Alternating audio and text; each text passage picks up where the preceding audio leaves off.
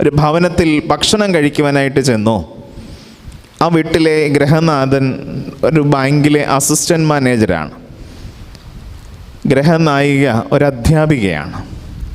2 മക്കൾ. മൂത്തത് 7 വയസ്സുള്ളതായ ഒരു മകൻ, രണ്ടാമത്തത് 4 വയസ്സുള്ളതായ ഒരു മകൾ, കിലുക്കാമ്പെട്ടി പോലെ മിടുക്കിയായിട്ട് ഓടി നടക്കുന്നതായ ഒരു മകൾ. നമ്മളൊരു വീട്ടിൽ ചെന്ന് കഴിഞ്ഞാൽ അവിടെ കുഞ്ഞുങ്ങളുണ്ടെങ്കിൽ പെട്ടെന്ന് നമുക്ക് അവരോടൊരു ആകർഷണം തോന്നുകയും കൂടുതൽ അവരോട് സംസാരിക്കുകയൊക്കെ ചെയ്യുന്നതിന് നമുക്കൊക്കെ ഒരു താല്പര്യം തോന്നും. അങ്ങനെ തന്നെ അവിടെ ചെന്നതായ ഞങ്ങൾക്കെല്ലാവർക്കും ആ മിടുക്കിയായ ഈ 4 വയസ്സുകാരി കുട്ടിയോട് ഒരു അടുപ്പം തോന്നി.